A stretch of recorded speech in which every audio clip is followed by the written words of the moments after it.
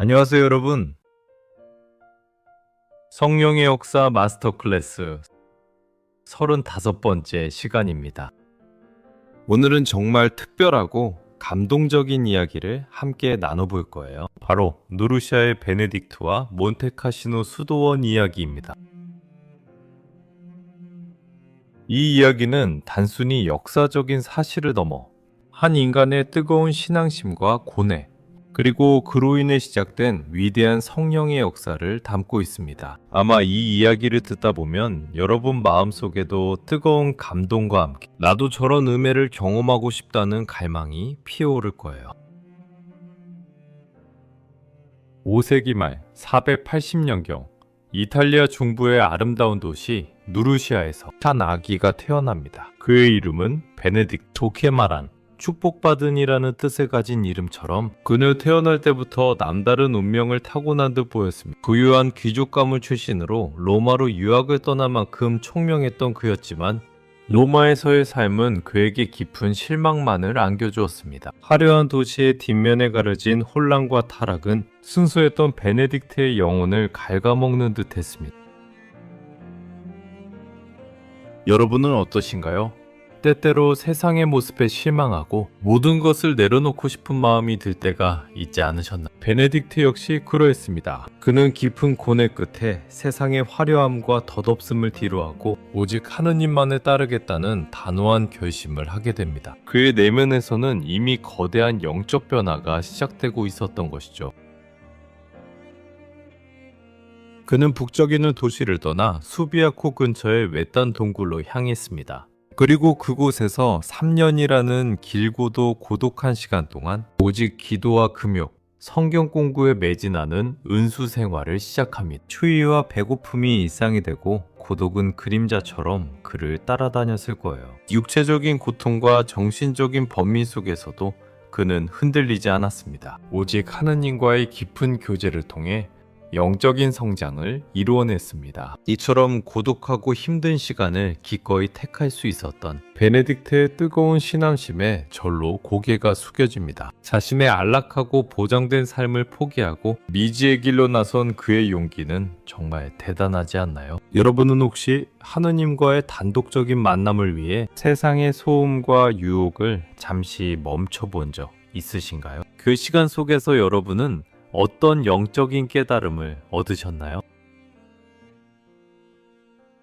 3년간의 깊은 은수 생활을 마치고 베네딕트는 세상으로 다시 나옵니다. 그의 얼굴에는 하느님의 은총으로 가득 찬 평화와 지혜가 어려 있었을 것입니다. 그리고 529년경 그는 이탈리아 라치오 지역의 몬테카시노 산에 정착하게 됩니다. 해발 519m의 험준한 바위 언덕 위에 자리한 이곳은 로마에서 남동쪽으로 약 130km 떨어진 곳에 위치해 있습니다.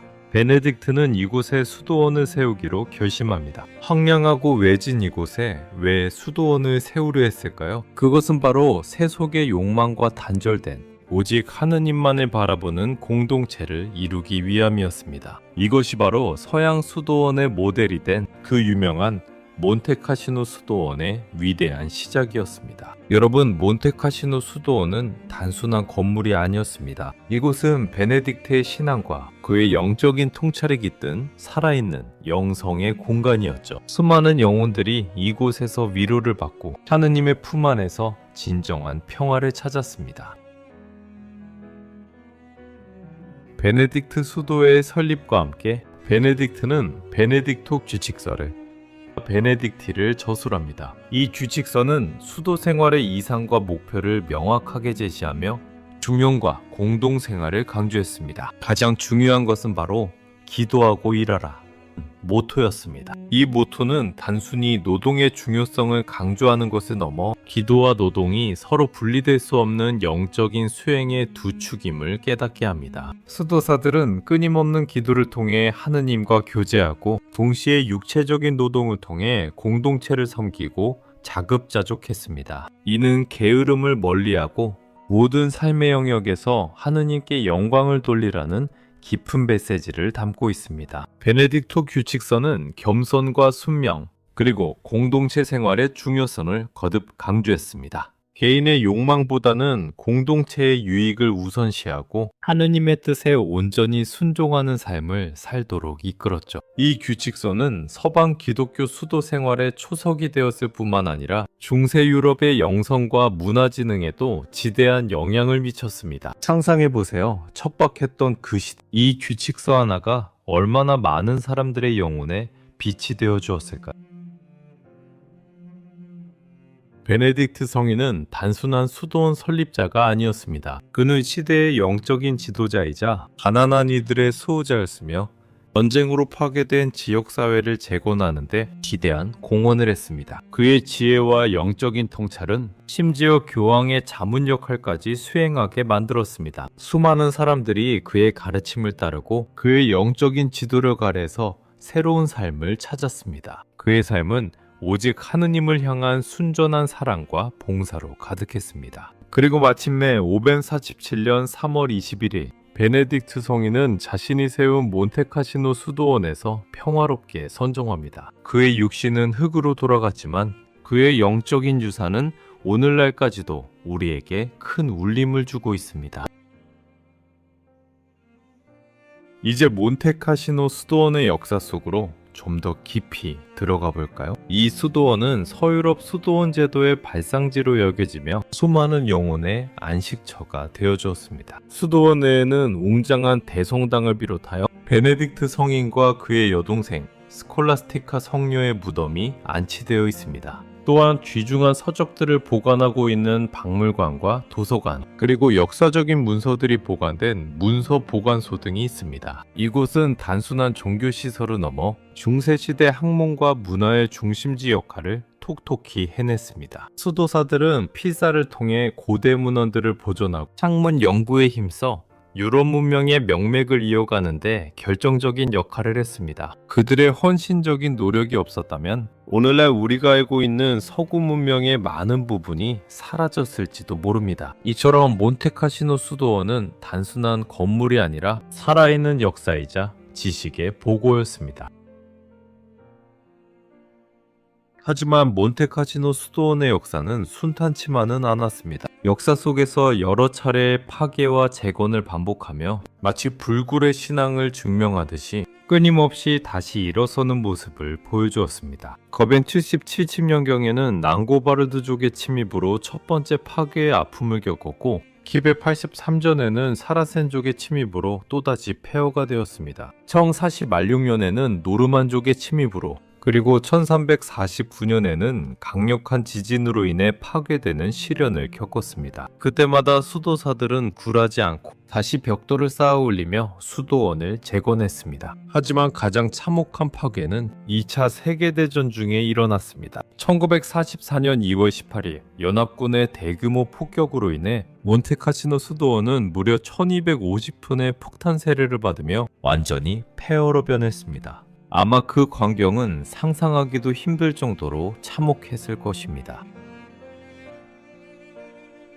그러나 절망적인 상황 속에서도 하느님의 섭리는 놀랍게 역사했습니다. 당시 독일군 율리우스 슐레게 중령의 용기 있는 행동 덕분에 12성권에 달하는 귀중한 장서와 수많은 예술품들이 바티칸으로 안전하게 옮겨져 문화재 소실을 막을 수 있었습니다. 전쟁 후 폐허가 된 수도원을 재건하려는 노력은 전 세계 가톨릭 신자들의 뜨거운 기도와 후원 속에 이루어졌습니다. 그리고 1964년 교황 바오로 6세가 직접 재건된 바실리카를 축성하며 몬테카시노 수도원은 다시금 영적인 빛을 발하게 되었습니다. 이러한 파괴와 재건의 역사는 우리에게 무엇을 말해줄까요? 아무리 힘든 시련이 닥쳐도 하느님의 뜻 안에서 모든 것은 다시 회복될 수 있다는 희망의 메시지가 아닐까요? 어쩌면 우리의 삶도 이와 같다는 생각이 듭니다. 때로는 예상치 못한 고난과 시련으로 인해 모든 것이 무너지는 것 같지만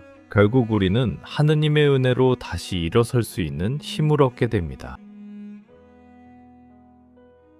베네딕토 규칙서는 단순한 수도원의 규율을 넘어 오늘날 우리에게도 많은 가르침을 줍니다. 겸손은 하느님 앞에서 자신의 한계를 인정하고 모든 것을 그분께 맡기는 태도를 의미합니다. 순명은 하느님의 뜻에 기꺼이 따르는 삶의 자세를 보여줍니다. 그리고 공동체 생활은 서로 사랑하고 섬기며 함께 하느님의 나라를 이루어가는 중요성을 일깨워줍니다. 이 규칙서의 핵심 가치들은 1500년이 지난 지금도 여전히 유효하며 우리의 영적인 삶에 깊은 영감을 주고 있습니다. 복잡하고 빠르게 변화하는 현대 사회 속에서 우리는 겸손과 순명, 그리고 공동체의 가치를 어떻게 삶에 적용할 수 있을지 깊이 고민해 봐야 할 것입니다.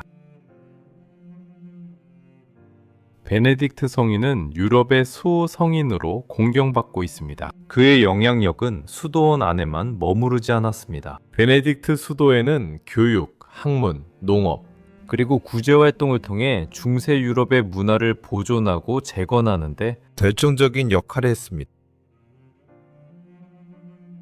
그들은 글을 가르치고 농사를 짓고 병든 자와 가난한 자들을 돌보며 암흑기로 불리던 중세시대에 문명의 등불 역할을 해냈습니다. 오늘날 몬테카시노 수도원은 가톨릭 성지 순례지로서 전 세계 수많은 순례자들이 방문한 베네딕트 성인의 영성을 느끼고 하느님의 은혜를 체험하는 장소가 되고 있습니다. 이곳을 방문하는 사람들은 단순히 유적을 둘러보는 것을 넘어 베네딕트 성인이 남긴 영적인 유산을 통해 자신의 신앙을 되돌아보고 새로운 결단과 은혜를 경험하게 됩니다. 사랑하는 여러분, 누르시아의 베네딕트와 몬테카시노 수도원의 이야기는 한 사람의 뜨거운 신앙이 어떻게 세상을 변화시킬 수 있는지를 보여줍니다. 한 개인의 순전한 마음에서 시작된 작은 씨앗이 수많은 영혼에게 영향을 미치고 오랜 세월 동안 끊임없이 열매를 맺어왔습니다. 여러분은 어떠신가요?